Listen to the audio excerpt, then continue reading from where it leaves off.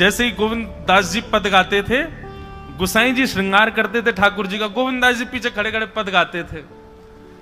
तो जैसे ही गुसाई जी श्रृंगार करते करते थोड़ा श्रृंगार लेने के लिए नेक दूर जाते, ठाकुर जी ऐसे खड़े खड़े नीचे से एक मोती उठाते, मोती उठा के ये मारते टक के गोविंद दास के सिर पे।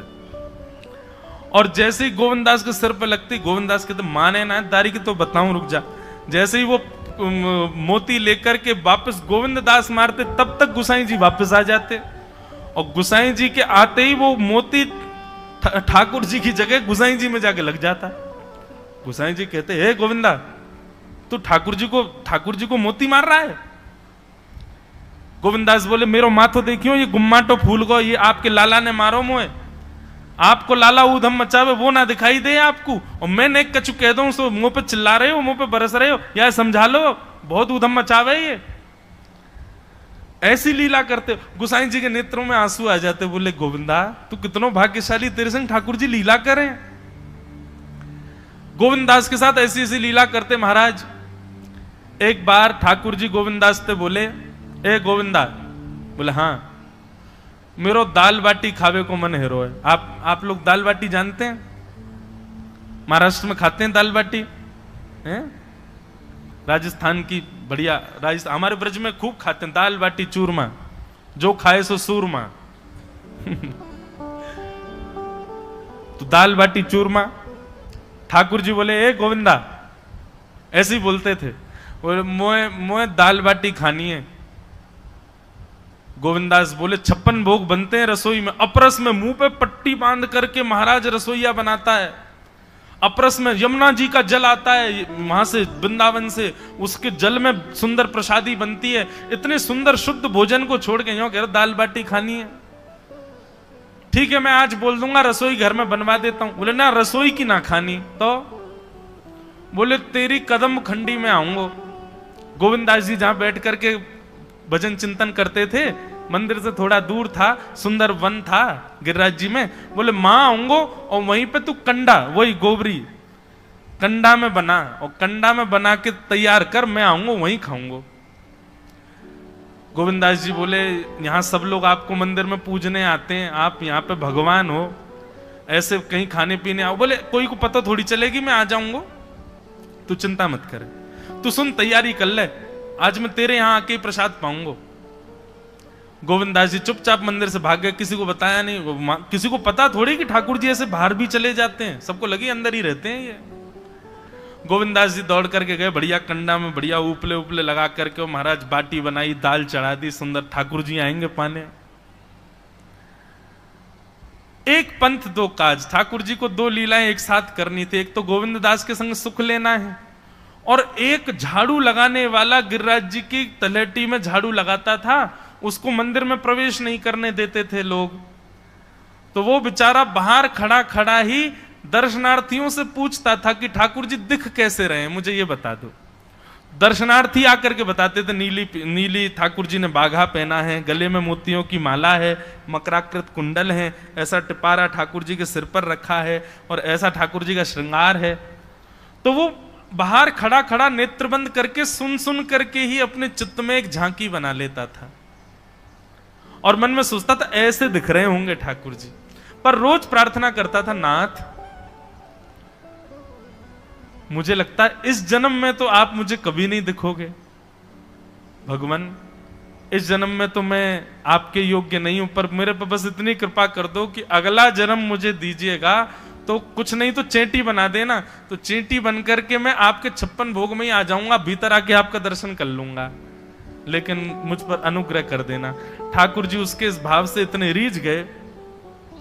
गोविंद दास को बोला था कि दाल बाटी खाने आएंगे, अब मंदिर बंद करके सब तो चले गए वहां से, सब लोग भोजनालय में भोजन प्रसाद पाने लगे। ठाकुर जी मंदिर से निकले अचक करके बाहर, गिरिराज पर्वत के ऊपर विराजते थे।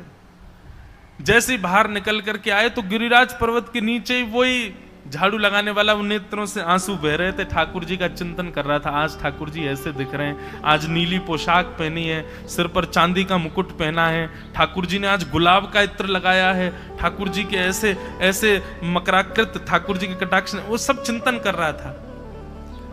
ठाकुर जी नीचे उतर करके जाने लगे, इतने में ही ठाकुर जी ने लीला करी और जोर जोर से ठाकुर जी चिल्लाने लगे, अरे जल्दी ते आइयो, देखियो मेरे मेरे पाम में कांटो लग गयो, अरे जल्दी ते कोई आओ या कांटे को निकारो, मुझको तो बहुत दर्द है रो है, अरे भैया जल्दी आओ जल्दी आओ।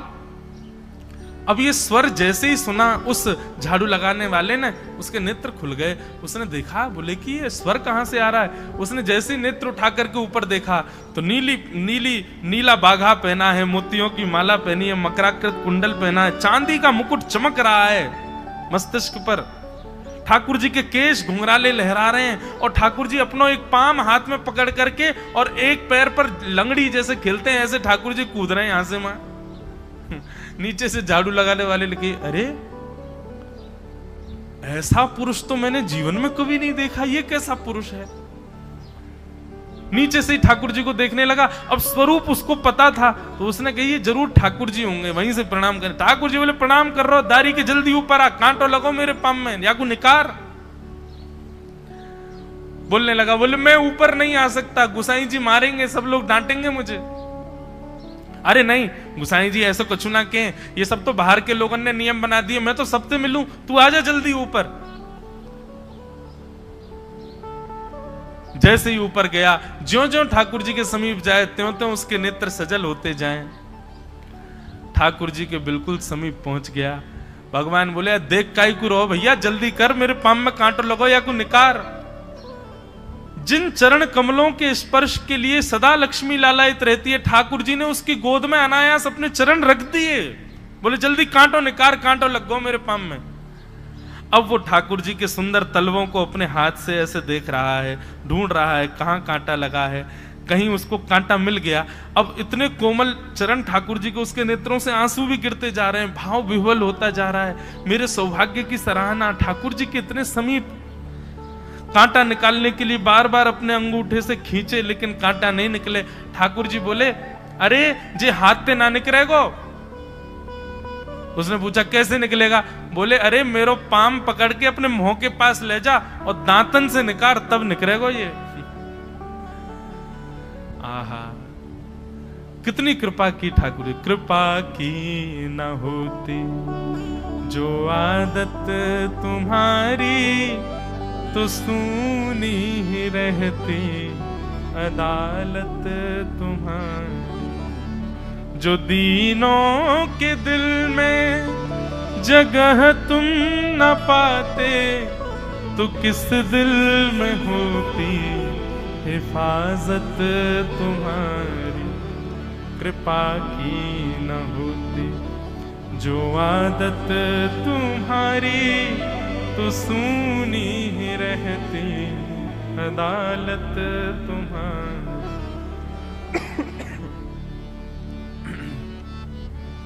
कितनी कृपा। उसने कांटा निकाला मुख से।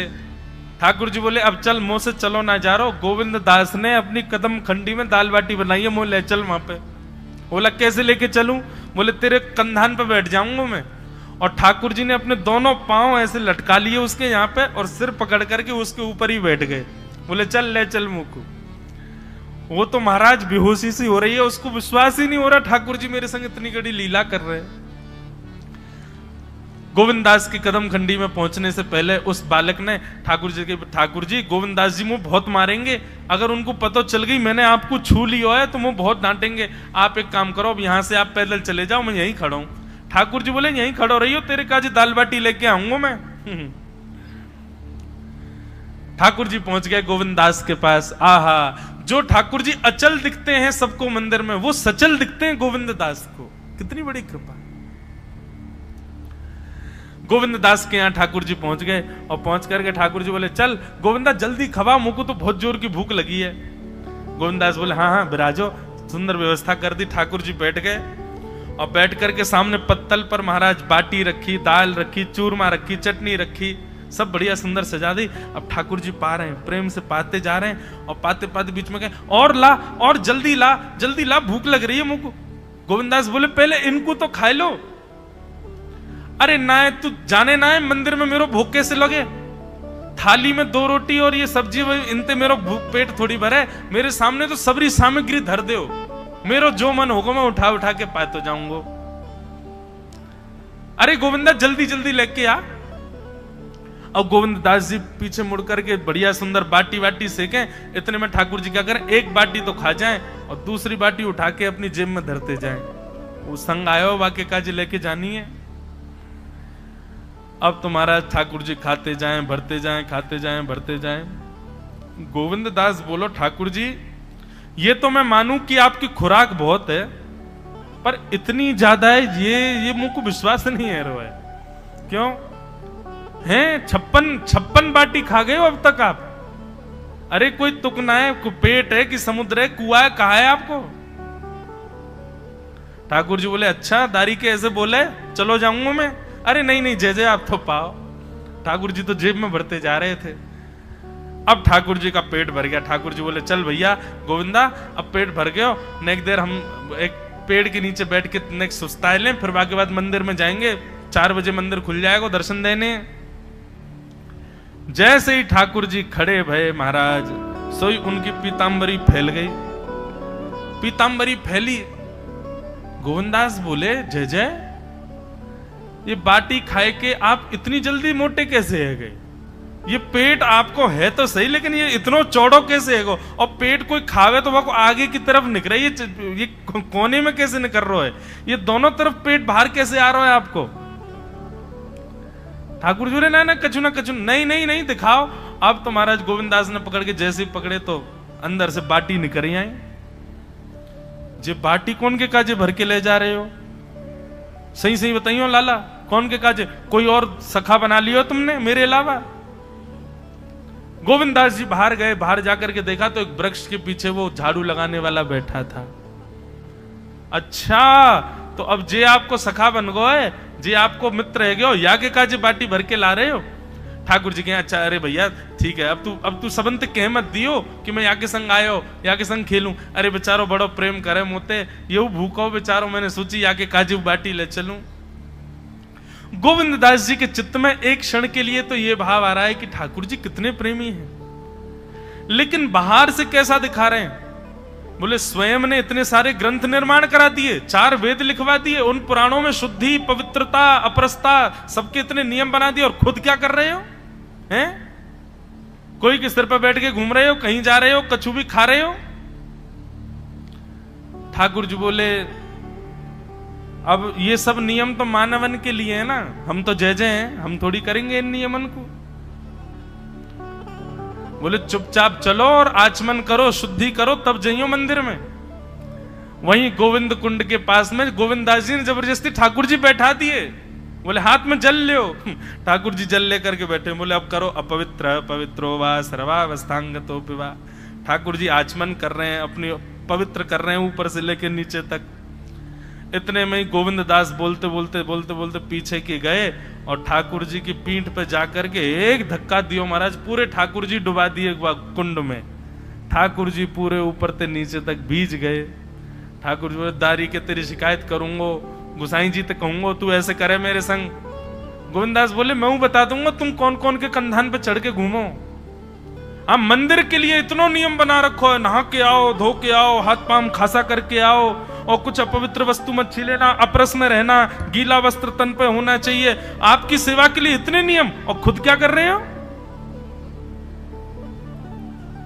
ऐसे गोविंद दास वो कह रहे हैं यद्यपि रूप गुण शील सुधरता, इन बातन ना रिझई है, प्रीतम प्रीत ही सोई।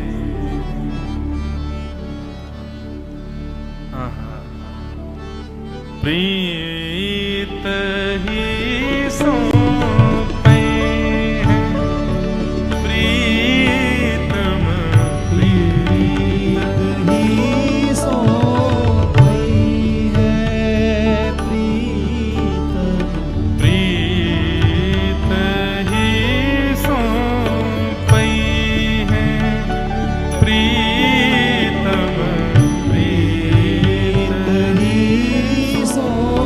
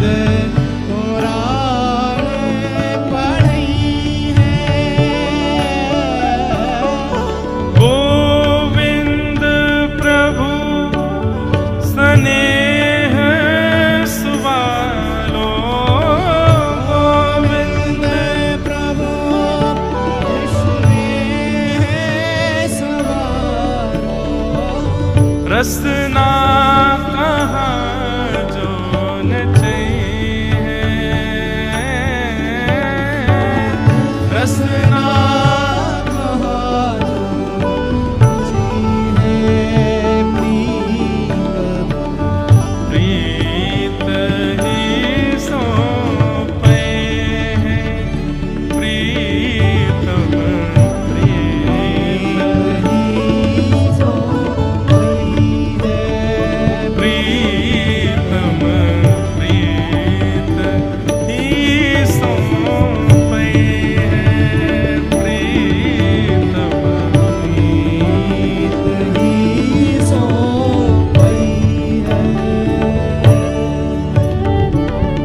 सतकुल जन्म कर्म शुभ लक्षण इन बातन न रिझई है। एक बात लिख लीजिए बंधुओं, जिन जिन भावों से, जिन जिन प्रकारों से संसार आपसे रीझता है या आप भी संसार में किसी से रीझते हो, वे समस्त प्रकार ठाकुर जी को प्रसन्न करने के लिए नहीं हो सकते। आकर्षण संसार में जिसके भी प्रति जिस भाव से हो रहा है, वह भाव ठाकुर जी की प्रसन्नता के लिए कभी नहीं हो सकता। ठाकुर जी को तो प्रेम युक्त चाहिए, कुछ भी हो। जैसे सब्जी हो, सामग्री हो, रोटी हो, सब में घी होना चाहिए, तभी भोजन स्वादिष्ट होता है। ऐसे ठाकुर जी को निवेदित करने वाली कोई भी वस्तु हो, यदि प्रेम विहीन है तो ठाकुर जी स्वीकार नहीं करेंगे। प्रेम तो चाहिए। नारद जी महाराज कहते हैं, बोले व्यास जी, आपने जितने भी ग्रंथ लिखे हैं, धर्म अर्थ काम मोक्ष की प्रधानता बताते हैं, आप ऐसे ग्रंथ का निर्माण करो जो प्रेम को प्रधान बताता हो, जिसके श्रवण और कथन के पश्चात ठाकुर जी प्रिय लगने लगे, ऐसा विषय सुनाओ, रचना करो, समाधि लगाओ। समाधि में बड़ी ताकत है। नारद जी महाराज अपने पूर्व जन्म की कथा सुनाते हैं, और पूर्व जन्म की कथा सुनाते हुए कहते हैं, बोले मैं एक दासी पुत्र था। हमारी माता जी घर घर में जाती थी और कुछ कार्य करती थी। एक बार हमारे गांव में चातुर्मास के लिए कुछ संतों का आगमन हुआ। मेरी माता जी उन संतों की सेवा में मुझको भी लेके जाती थी। छोटा सा बालक मैं जाता था। अब संतों के चातुर्मास में सेवा करके मेरी इतनी रति हो गई कि उन संतों के संग रहना ही मुझको सुख लगने लगा। 4 महीने बाद जब संत वहां से जाने लगे तो मैंने संतों के चरणों में निवेदन करते हुए कहा कि मुझे भी संग ले चलो। तब संतों ने कहा, बोले मां से आज्ञा लो, माता पिता आज्ञा करें तो ही आप चलना। मां से पूछने गए तो मां ने मना कर दिया। बोले कि मैं बुढ़ापे की स्थिति में हूं, इकलौता मेरा यही पुत्र है, इसको भी संत के रूप में भेज दूंगी, मैं कैसे जीऊंगी। संतों ने नारद जी महाराज से कहा, बोले देखो अभी मां आपकी वयोवृद्ध हैं, अब एक काम करो, जब तक मां विराजमान है तब तक इनकी सेवा को ही भक्ति मानो, इनकी सेवा को ही भक्ति का स्वरूप दे दो। बंधुओं, कई लोग ऐसा प्रश्न करते हैं परिवार के प्रति, अपने परिवार के कुछ लोगों के प्रति कि वो हमको भक्ति नहीं करने देते, और वो ऐसा संबंध है कि उसका त्याग भी नहीं कर सकते, चाहे माता पिता हो, चाहे पत्नी का हो, चाहे अन्य किसी भाव का हो। क्या करें? उसका निर्वहन कुछ समय तक करना चाहिए। प्रयास करो कि आपके भाव को वो स्वीकार कर लें, लेकिन किसी समय पर यदि स्थिति ये पहुंच जाए कि अब स्वीकार हो ही नहीं रहा है, अब वो किसी भी रूप में आपको भगवत भाव से विमुख ही कर रहे हैं, तब गोस्वामी जी की ये पंक्ति जो उन्होंने मीराबाई को लिख करके दी है, जाके ही अन राम वै देहि तजिय ताहि कोटि वैर सम यद्यपि परम स्नेहि। कितना भी स्नेही क्यों ना हो, जिसके हृदय में राम और श्री जानकी जी नहीं है, श्री कृष्ण और श्री हमारी किशोरी जी का वास नहीं है, जिसके चित्त में उनके प्रति प्रेम नहीं है, तजिय ताहि कोटि वैर सम, उसको अपने बैरी के समान त्याग कर दो। यद्यपि परम स्नेही, चाहे परम स्नेही क्यों ना हो, लेकिन इससे पहले प्रयास करो कि आपका भाव स्वीकार हो जाए। ना हो अनेक प्रयास करने के बाद तब ये विधि अपनानी है। नारद जी महाराज को संतों ने कहा कि आप पहले तो अपनी मां की सेवा करो, जब मां धराधाम से चली जाए तब तुम भजन के मार्ग पर जाना। संतों ने नारद जी महाराज को एक श्लोक बता दिया, नमो भगवते तुभ्यं वासुदेवाय धीमहि प्रद्युम्नाय अनिरुद्धाय नमः शंकर्षणाय च ओम नमो भगवते वासुदेवाय। ये 12 अक्षर मंत्र है। ठाकुर जी की प्राप्ति का, ठाकुर जी की प्रसन्नता का, ठाकुर जी की दर्शन का सबसे श्रेष्ठ उपाय इस मंत्र में विद्यमान है। नारद जी महाराज को संतों ने ये मंत्र प्रदान कर दिया और कहा कि अब प्रतीक्षा करो, जब तक मां है तब तक सेवा को ही भक्ति मानो। नारद जी महाराज खूब अपनी मां की सेवा करते थे। एक दिन आया, उनकी मां ने अपने प्राण त्याग दिए। नारद जी बोल रहे हैं कि मैं बहुत रोया, अपने पूर्व जन्म की कथा सुना रहे हैं। इतना रोया व्यास जी, पर मेरे नेत्रों से निकलने वाले आंसुओं में अंतर था। एक नेत्र से ठंडे आंसू आए, दूसरे नेत्र से गर्म। पीड़ा में जब व्यक्ति रुदन करता है तब आंसुओं का जल गर्म होता है, लेकिन जब आनंद में रुदन करता है तब उसके अश्रु जल जो होते हैं वो शीतल होते हैं। पीड़ा में जब रुदन करता है व्यक्ति तब इच्छा होती है कि कोई आकर के संभाले, कोई आकर के रोके, कोई आकर के मुझको देखे। पर जब आनंद में रुदन होता है तब इच्छा होती है कि कोई रोके ना, ये रुदन चलने दो, मुझे रोने दो, बस भाव में ठाकुर जी के में। और एक बात कहें आपको, पीड़ा में रुदन सदा संसार के लिए ही होता है। ठाकुर जी के लिए यदि पीड़ा का भी रुदन है ना, तो पीड़ा का रुदन भी प्रेम वश का ही होता है, प्रेम से भरा हुआ ही होता है, वो आनंद प्रदायक होता है। नारद जी बोले मां चली गई थी इसलिए पीड़ा में था, अब ठाकुर जी से मिलन के लिए आगे बढ़ूंगा इसलिए प्रसन्न भी था, इसलिए दोनों प्रकार के आंसू आए। मां का संस्कार करके मैं वन में जाकर के मैंने इस मंत्र का, 12 अक्षर मंत्र का खूब जप किया। जप करते करते करते करते करते करते एक दिन ठाकुर जी का शंख चक्र गदा पद्म धारण चतुर्भुज रूप का एक क्षण के लिए मुझको दर्शन हुआ, और एक क्षण का दर्शन होते ही वो दर्शन अंतर्ध्यान हो गया। नारद जी महाराज आर्तनाद से पुकारने लगे, ठाकुर जी कहां चले गए? आप एक क्षण के लिए आए, फिर चले क्यों गए? तब ठाकुर जी आकाशवाणी करते हुए कहते हैं, अविपक्व कषायाणाम दुर्दशोहम कुयोगिनाम सकृत यद्दर्शितम रूपम एतत् कामायते न घर। हे नारद जी, अभी आपकी भक्ति परिपक्व नहीं है। परिपक्वता ना होने के कारण मेरा एक क्षण का दर्शन हुआ है, पर मैंने दर्शन एक क्षण का देकर के आपको यह बात पुष्ट कर दी है कि मैं निश्चित जल्दी आऊंगा, लेकिन तब तक आप और परिपक्व करो अपने भजन को। बंधुओं, ऐसा हो ही नहीं सकता कि नाम साधक, कथा श्रवण करने वाला, भजन मार्ग को अपनाने वाले व्यक्ति को कभी भगवद अनुभव ना हुआ हो।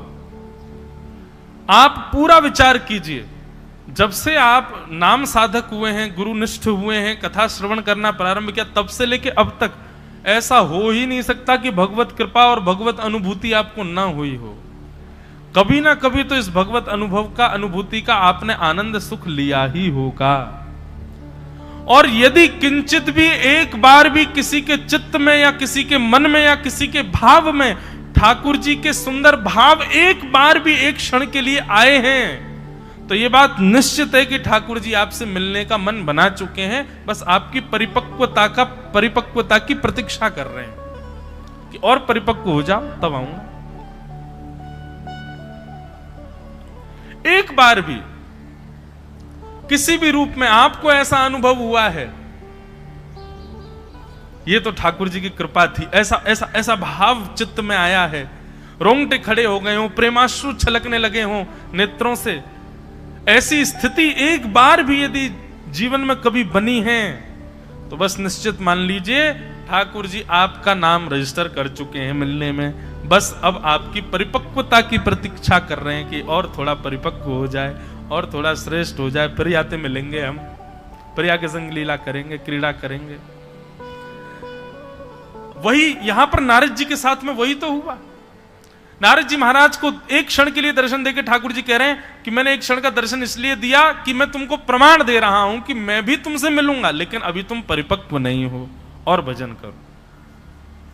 नारद जी बोले उसके बाद तो मैंने इतना भजन किया, इतनी साधना की, इतना भजन किया, इतनी साधना की कि साधना करते करते करते करते करते करते पूरा जीवन मैंने ठाकुर जी के नाम जप में ही निकाल दिया।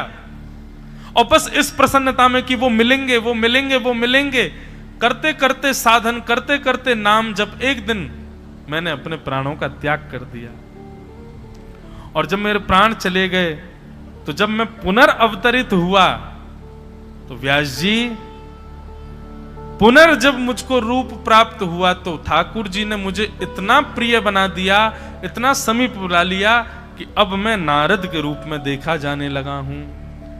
ये वही बालक है जो एक दासी का पुत्र था, ये वही बालक है जो संतों के आगे पीछे घूमता था, ये वही बालक है जिसने अपनी मां की अंतिम सेवा के पश्चात वन में जाकर के भजन किया, और ये वही बालक है जिसको एक क्षण के लिए ठाकुर जी दिखे थे, और ये वही बालक है आज नारद बन के 24 घंटे ठाकुर जी का दर्शन करता हूं मैं। और केवल नारद जी की इतनी उपयोगिता नहीं है, ठाकुर जी किसी से भी मिलने का मन बनाते हैं तो सबसे पहले नारद जी से पूछते हैं तुम बताओ मिले कि नहीं।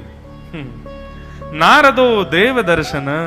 जैसे मान लो ठाकुर जी का मन हो जाए कि मुझे इससे मिलना है, ये व्यास जो कथा कर रहा है इससे मिलना है, तो पहले नारद जी को ठाकुर जी बुलाएंगे, उनसे कहेंगे सुनो हम थोड़ा मन बना रहे हैं इससे मिलने का। एक प्रकार से ये कहते हैं तो भगवान के सलाहकार हैं श्री नारद जी, सोचो। तब नारद जी कहते हैं अच्छा इससे मिलेंगे आप? बोले हाँ। कुछ देर प्रतीक्षा करो ठाकुर जी, जरा मुझे इसकी परीक्षाएं लेने दो, मैं जाके देखता हूं ये कैसा है कैसा नहीं है। तब बंधुओं उसके जीवन में आने वाले साधु, सन्यासी, महात्मा, संत, वैष्णव या जो भी उसके जीवन में आ रहे हैं, उसके वैष्णव होने के बाद वे सब उसकी परीक्षा ले रहे हैं। कोई उससे तेज आवाज में बात करेगा, अब तेज आवाज सुनकर के उसको बुरा लग जाए, रोने लग जाए, नारद जी कहेंगे फेल, इससे नहीं मिलना ठाकुर जी, सहन करना ही नहीं आता इसको, तो जरा सा इससे थोड़ा तीव्र आवाज में बोल दो ये तो रो जाता है। उसकी मन की इच्छा के विपरीत कोई वस्तु उसको प्राप्त हो जाए, उससे व्यथित हो जाए, नारद जी फेल कर देते हैं। तो इसलिए भक्ति के पथ पर जब आप चलने लगो तो बस ये विचार कर लेना कि आपकी अब परीक्षा नारद जी ले रहे हैं।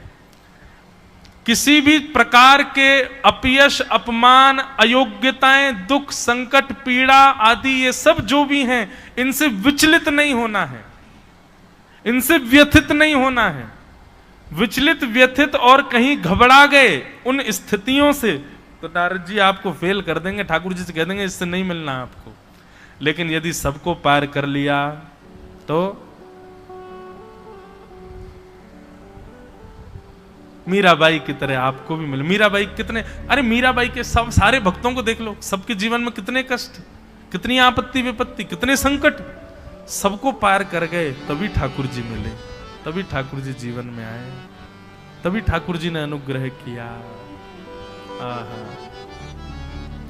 इसलिए भैया, और मैं इस बात को दावे से कह सकता हूं कि यहां अभी दत्त धाम में बैठे हुए पीछे वाले श्रोता से लेके व्यास मंच पर बैठे हमारे चारों वेदों के पाठ कर रहे समस्त आचार्यगण, गुरुजन, यहां इस परिसर में बैठे हर एक व्यक्ति को आज तक की आयु में ठाकुर जी का एक नहीं अनेक बार अनुभव हुआ है, उनकी कृपा का, उनकी अनुभूति हुई है। किसी न किसी रूप में आपने वो अनुभव किया है कि ये परम सत्ता के द्वारा ही की गई थी योजना, ये हमारे बस की नहीं थी। तो इसका मतलब क्या है, मैं और सहित आप लोग, हम सबसे ठाकुर जी मिलने को मन बना चुके हैं, बस हमारी परिपक्वता का विचार कर रहे हैं, प्रतीक्षा कर रहे हैं, हम परिपक्व हों तो वो हमसे मिले।